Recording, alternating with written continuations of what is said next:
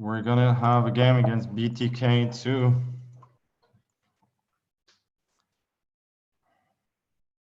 It's probably the chess style of my opponent. Bind, torture, collapse.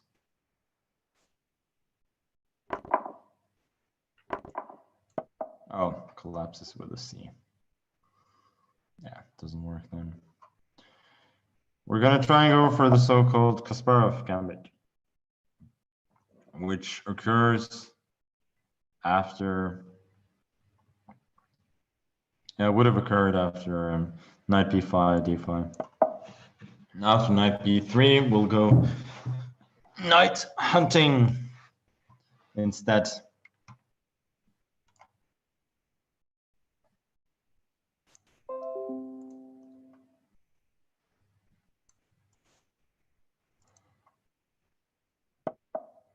a4, and now we go for d5. Queen d5 to come, and we claim that the knight on b3 is quite vulnerable because of the inclusion of a5, a4. And also the b4 square is looking mighty juicy for my pieces. Now we just exchange, knight d5 to come.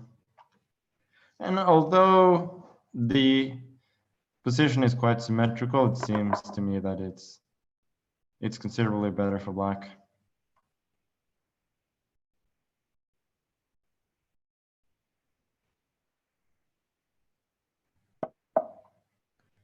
Knight d2, logical. We go knight c6. And I think we got knight b4.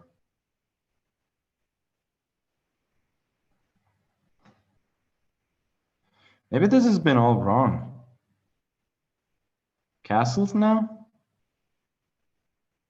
I castle, knight c4. Maybe this is just insane. Oh, this is a bad mistake. This is a really, really, really bad mistake, positionally speaking. So knight c4 there was very interesting, attacking a5 twice. So what happens now is that my opponent's knights are in a complete bind. Rook d3 is a threat, immediately winning one of the knights. And the knight in b3 simply has nowhere to go. It's obstructed by my pieces, but mainly by its own. And my opponent gave away the bishop, which was really important in securing a hold over the light squares. And without that hold, my bishop on e6 rules the game, and concretely, it's going to be hard to avoid the loss of a piece.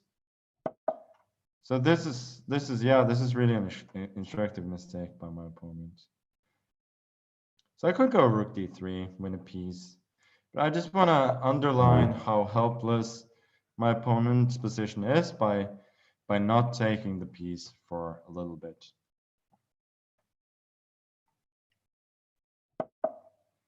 g3, yeah, well, I'll just take the piece. Why not? That was the rook d3 was anyway the next logical move in the sequence, and it just so happens that it wins the knight. f4 was the only chance there instead. Now I just collect.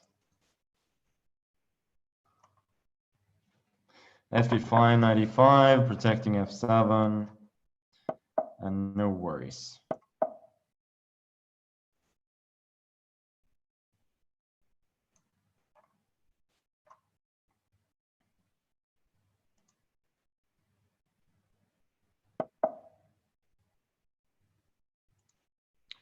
Bishop g5, we just go f6.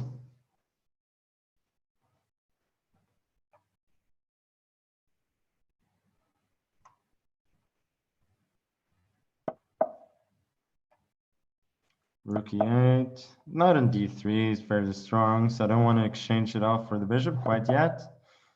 And it's also was obstructing the rook from coming to c1, which I think was an important factor. Rook d3, that's a sack of an exchange, but unfortunately, it's an exchange sack for only one check. Bishop goes back, we go g5. Rook c7, king d8. The bishop cannot protect the rook anymore, so he loses the bishop, and my opponent resigns. Yeah, so I was